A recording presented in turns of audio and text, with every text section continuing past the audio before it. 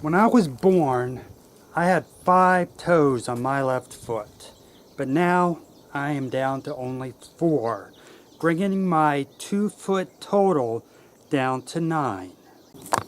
See?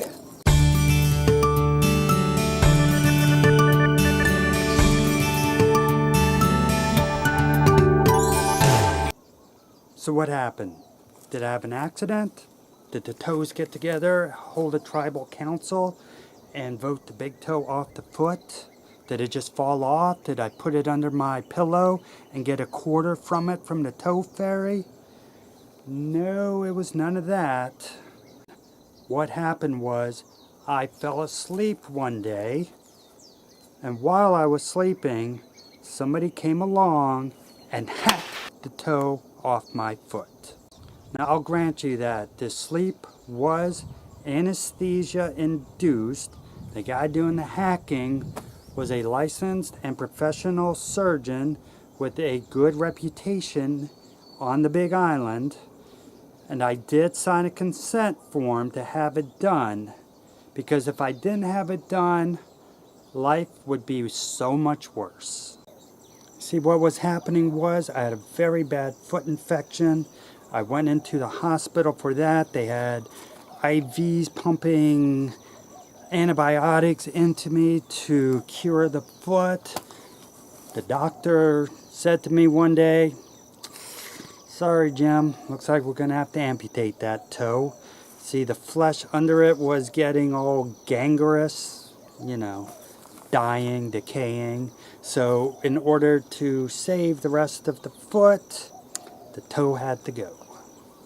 And sure, I was thinking, wow, this really sucks. This is the last thing I want to deal with, having a toe amputation, hobble around on 9 toes for the rest of my life.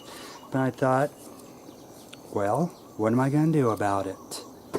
Sounds like it needs to be done, so I might as well just accept that. So I accepted that.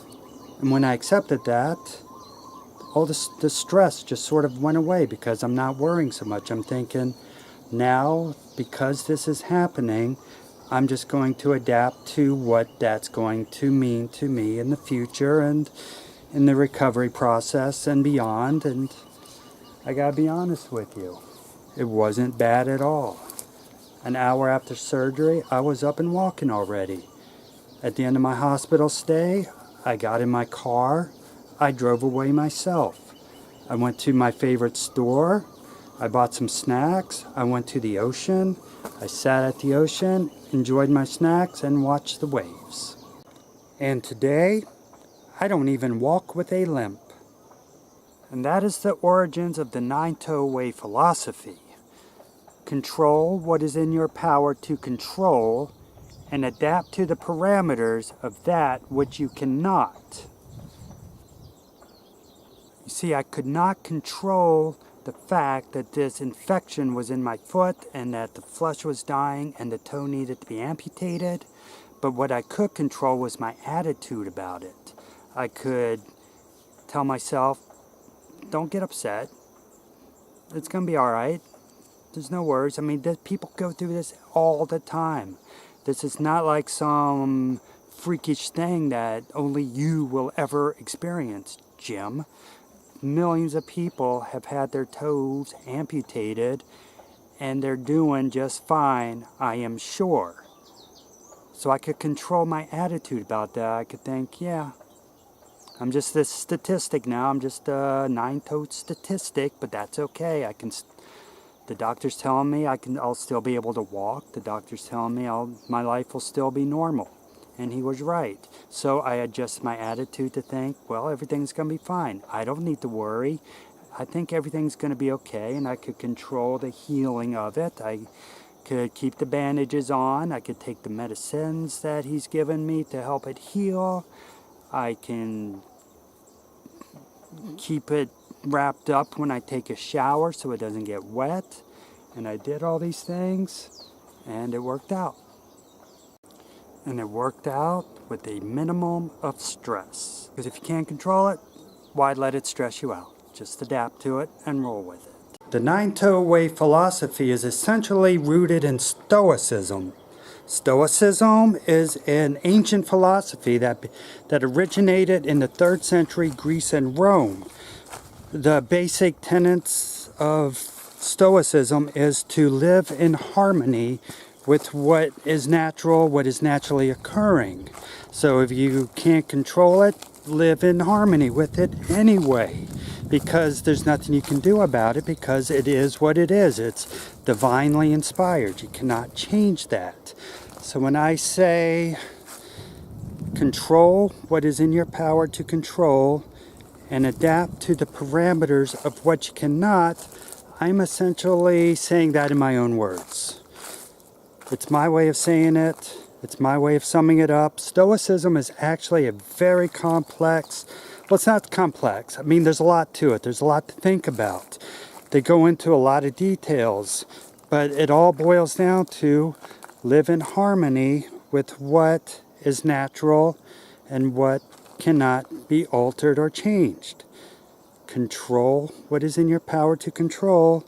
Adapt to the parameters of what you cannot.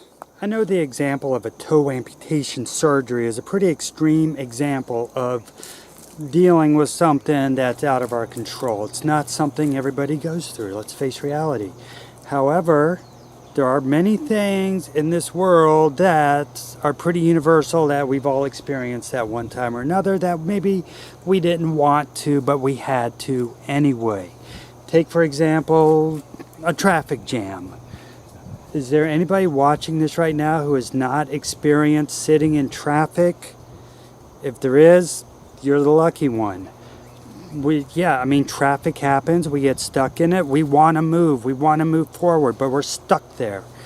We just have to accept the traffic jam as the natural order of the universe, just as I had to accept a foot infection and a toe amputation as the natural order of the universe. What could I do about it? I just had to accept it. I just had to go with the flow and adapt to it, adapt to the paradigm of that operation and that hospital stay, just as sometimes we have to do sitting in a traffic jam.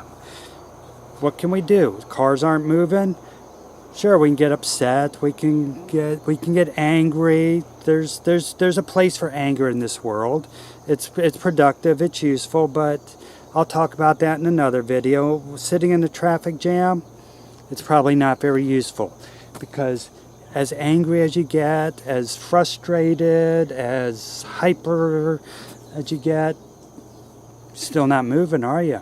Doesn't matter how much you bang your fist if you're angry, if you're one of those people who want to honk their horn as if that's going to make the traffic move at all. It's not. But what the problem is, you don't have control, and that's probably what's frustrating. So control what you can control. What can you control in the paradigm of a traffic jam? You can control your breathing, practice mindfulness. It's a very good meditative and yoga practice. You're sitting there anyway, why not just follow your breath? Listen, you can choose what you're listening to, the stimulation that's coming at you. Listen to some music you like. You got Bluetooth, you can have a playlist, listen to your music, find a radio station you like, an audio book perhaps, because I'm telling you, you're sitting there anyway. Make the best of it. When you're stuck in a situation you don't necessarily want to be stuck in, think about the good part of it. Think about something positive that comes from that. The traffic jam, for example. Say, for example, you're on your way to work. Maybe there's something about your job you're not in the mood for.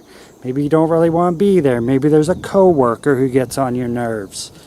Now you have an excuse not to be around them so much because you're going to get there late. And it's out of your control. It's out of everybody's control. Nobody can be upset with you or mad at you because you're stuck in a traffic jam. So, that's less time you got to spend at work with that annoying coworker. That's a good thing, right? None of this that I'm saying in this video is really all that groundbreaking. It's pretty simple stuff, really. Sometimes we just need to be reminded of these things, and I hope that's what I'm doing. I hope I'm just giving you a reminder of just how simple life can be. It doesn't always have to be complicated. Things happen. Reality sets in. We end up in the hospital sometimes. We get stuck in traffic sometimes. And things come at us that we can't necessarily control. So we have to adapt to what we are dealing with and live within the parameters that is created. Everything that goes on kind of creates its own little universe for us. When you think about it, then we have to live within that universe. And those universes have paradigms all their own, and we are in that paradigm. So we have to adapt to that. Control what you can control. Control your breathing, control, you control your stimulation that's coming at you. Sometimes you can't. But if you can, why not? It's way less stressful if you're enjoying some music that you like, isn't it? So, stuck in a traffic jam, listen to some music you like. Yeah, it's that simple. If you're in the hospital, what can you do in the hospital? Read a book. Yeah, read a book if you're sitting in a hospital bed. Find things that you are in control of. And that is what's going to de-stress your life. Something to think about. If you enjoyed this video, hit subscribe. There's more on the way. Oh, and click around the other videos on my channel. You'll find something you like.